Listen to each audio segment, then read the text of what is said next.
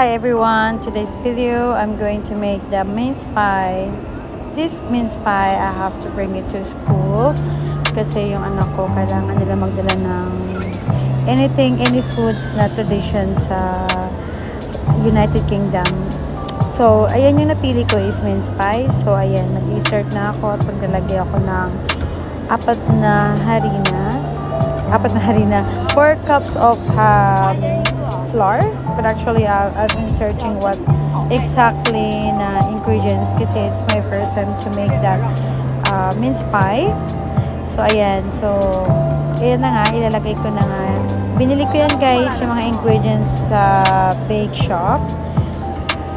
It's around here in Johor Bahru only. So ayan, ilalagay ko na yung, that's 2 cups. So I have to add on another, sorry, it's not only 2 cups pala, it's 7 cups pala ang nilagay ko dyan guys. So ayan, inayos ko na rin pati yung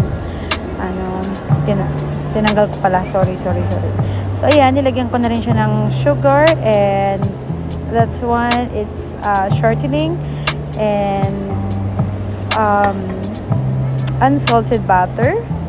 Ayan, so nilagay ko na rin siya dyan guys, and ayan, nilagay ko na rin yung shortening. I mix it all together with that blend pala.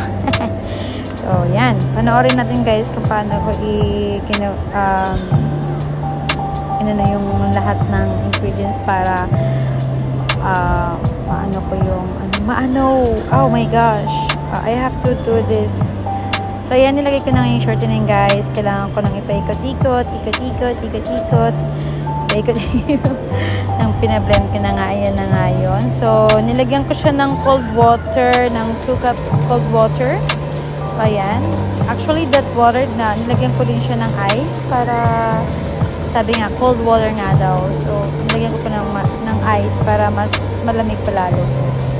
So ayan, yan.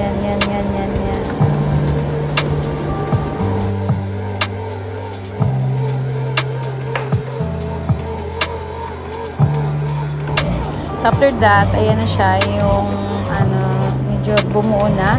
So yan, pinaikot-ikot ko muna siya ng mga 2 minutes to 5 minutes.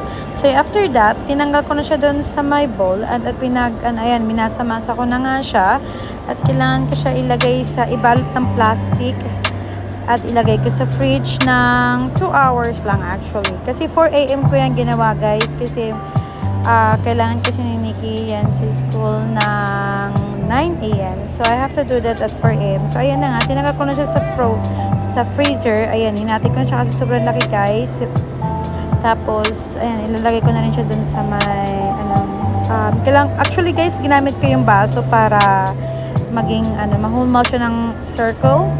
Kasi wala akong pang any kind of circle naman guys, as long as na fit siya dun sa lalagyan, pwede mo siyang ilagay. Ayan, katulad yan, ginawa ko yung baso. Fit kasi siya dun sa lagayan. So, after that, ilalagay ko na rin yung pinili kong mince. Ayan, yung sweet na mince.